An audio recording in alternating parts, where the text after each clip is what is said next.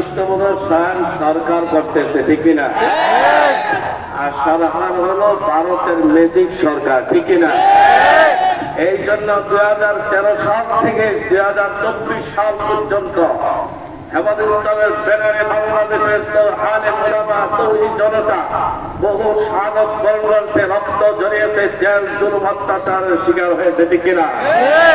সুতরাং সবাই ভালো করে খেয়াল রাখতে হবে, এই নাস্তিকবাদের উত্থান, এই নাস্তিক ফেতনার মোকাবেলা করতে যত জান দিতে হয় সব জান দেওয়ার প্রস্তুত থাকতে হবে।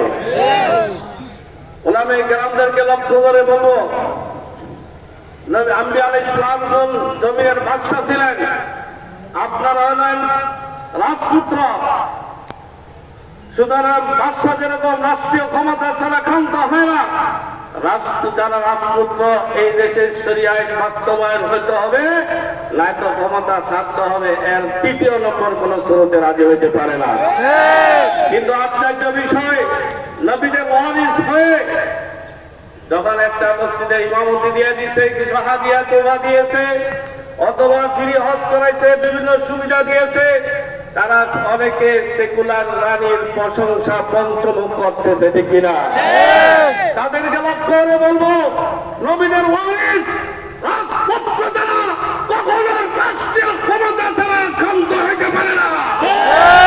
রাষ্ট্র ইসলামের শরিয়া ব্যক্তি পরিচালনা করতে হবে, নয়তো ক্ষমতা হস্তান্তর করতে হবে।